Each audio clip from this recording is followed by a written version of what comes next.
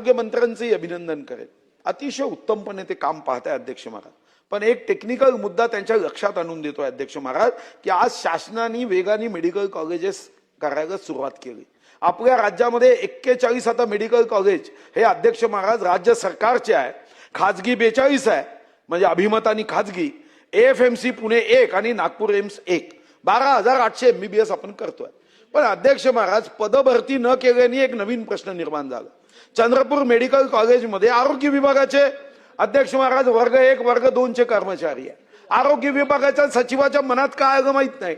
आता कदाचित medical education secretary आणि हेल्थ सेक्रेटरी यांच्यामध्ये चर्चा होते की नाही मला माहित नाही।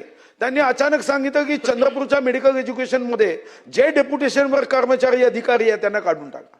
अध्यक्ष महाराज तुमच्या 2 विभागाचं भांडण आहे। तुम्ही पदभरती केली नाही म्हणून चंद्रपूरची जनता भोगेल का अध्यक्ष महाराज? तुम्ही अचानकपणे पद काढण्याचा निर्णय करणं हे योग्य नाही। एकदा अध्यक्ष महाराज मेडिकल एज्युकेशन सेक्रेटरी आणि आरोग्य विभाग याच्या सचिवांनी एकत्र बसलं पाहिजे। पदभरतीचा निर्णय 2021 मध्ये आपला झाला होता अध्यक्ष महाराज।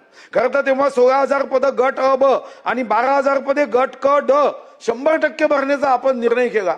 पद भरली नाही तुम्ही आणि अचानकपणे एका सचिवाच्या मनात येते की मेडिकल कॉलेजची आमची पद आम्ही वापस घेऊ। मग मेडिकल कॉलेजमध्ये काय करायचं अध्यक्ष महाराज? केंद्र सरकारच्या एएसआयला द्यायचं का की तुम्ही हे पुरातत्व विभागाचं कॉलेज करा? आणि म्हणून माझी मंत्री महोदयांना या पुरवणी मागण्यांच्या माध्यमातून माझी सूचना आहे की मेडिकल कॉलेजमध्ये असणारे आरोग्य विभागाचे कर्मचारी हे अध्यक्ष महाराज काढले जाऊ नये।